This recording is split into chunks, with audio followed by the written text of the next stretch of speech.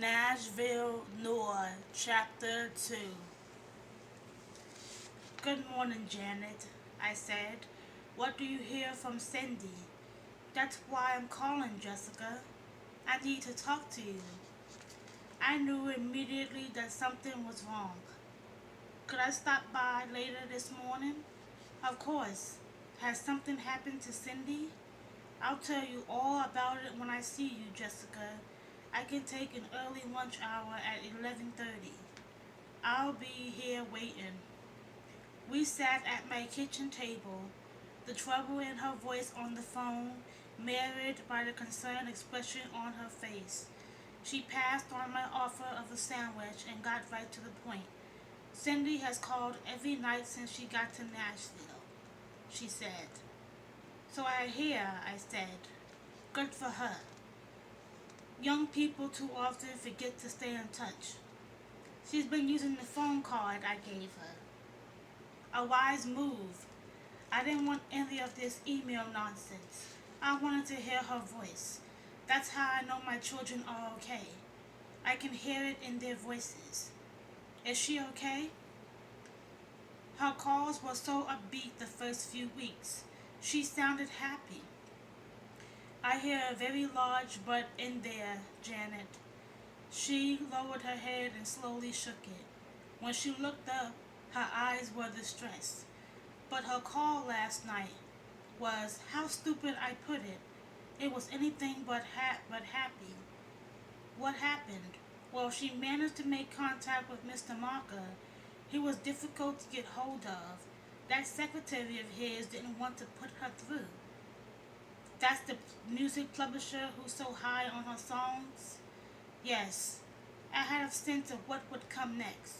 This fellow, Roderick Marker, had brushed her off, hadn't offered the sort of support he promised. It was worse. Cindy told me that he took one of the songs she sent him, her favorite, and gave it to another singer to record. Is that a bad thing? I thought she wanted to sell her songs. She does, but she knew nothing about this. He never asked her permission. She says he's publishing the song with the other singer's name on it as the co-writer. Cindy's never even met this other singer. Talking through her tears was the one she was convinced would be her big hit, her best chance to become a star. That's outrageous, I blurted. To say nothing of illegal, it's fraud, it's death. It would be like taking one of my novels, putting another writer's name on it, along with mine, and publishing it without my knowledge or approval. Janet sat back and let out a sustained, pained sigh. She was so upset and crying on the phone. Jessica, I asked her a few times to repeat what she said because I couldn't understand her. She must have been devastated when she found out. I don't know what to do. I urged her to come back home, but she refused. She says she has another meeting set up with Mr. Marker. She needs a good lawyer, I said.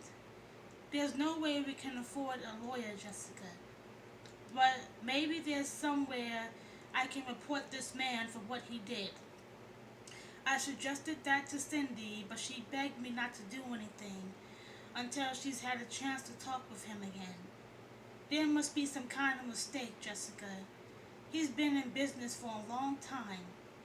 You read some of his letters and emails to Cindy, so warm and encouraging. I can't believe he would do something so mean to a young girl.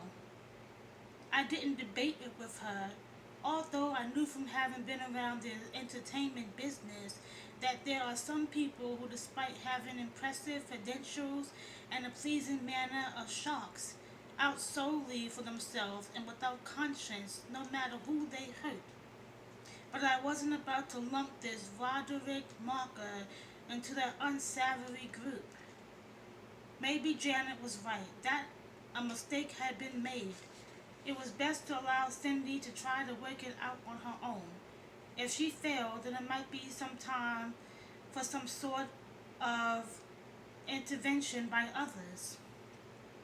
Let's see what comes from Cindy's meeting with him, I counseled. She has a good head on her shoulders. Perhaps there was a misunderstanding between them of what he would do for her. She will be getting paid for the song, won't she? Cindy said she thinks she'll get something for the song, but Mr. Marker won't be Pacific. Well, I said, let him make his case. Then, if she's not satisfied with his explanation or with what he's offering, there's time to take other action. Janet stood and placed a hand on my shoulder. I'm sure you're right, Jessica. I really appreciate being able to speak with you about this. I'm glad you came, I said, walking her to the front door. Call me as soon as you hear from her again. It's not as usual as you might think, Jessica. There have been a lot of composers whose songs were published under another name. It's musical ghostwriting. I was having tea at Mara's luncheonette with Peter Ether, the conductor of our local orchestra and another member of the Kabuki Cove Care Committee. I had called them after Janet's visit. If there was anyone in town who could give me some perspective on Cindy's situation, it was Peter. Of course, it's happened many times in classical music, he said, warming to the topic. Mozart used to write pieces that his worldly patrons would pass off as their own. It wasn't enough to be rich. They also wanted to be admired for their culture and talent. Did they pay him? I asked.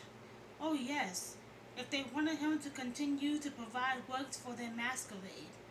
Well, I don't think Cindy has been offered any money yet.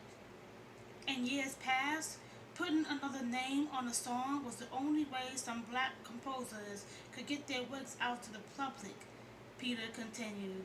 The early output of jazz great Duke Ellington was published by Irving Mills, who put his name as co-writer on a lot of Ellington's famous songs, Sophisticated Lady, for example.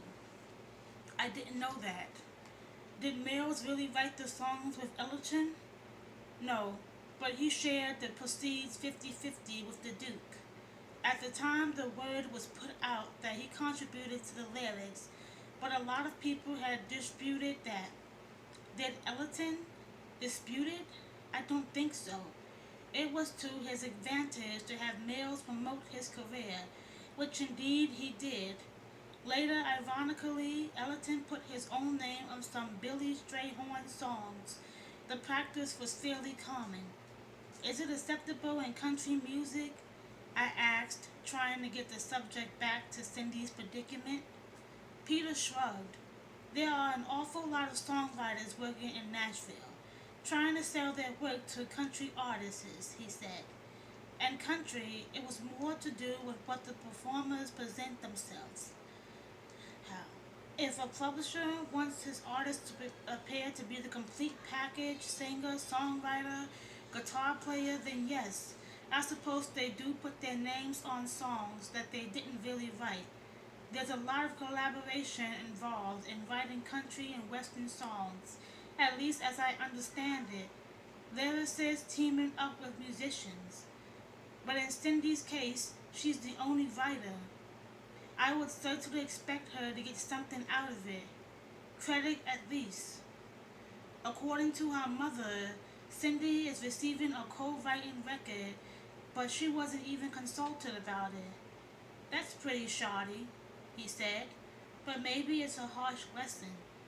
Cindy has to learn who she can trust and who she can't, and how to protect herself and her songs. I'm not ready to throw in the towel so easily. Isn't there some way we can help, short of getting the law after him? The Kabuki Cove Care doesn't have funds for anything like that, Jessica. Frankly, I'd vote against giving Cindy any more money. It would be taking it away from other deserving youngsters we want to help. I didn't mean money, Peter. Is there anyone we can call? Someone who would advise her on what she should do? You know more people than I do, he said. But if you take my advice, I let her work it out herself. It was good advice, of course, but I didn't take it at the time. Looking back now, it might have been better if I had. Like, comment, and subscribe on this video. Bye.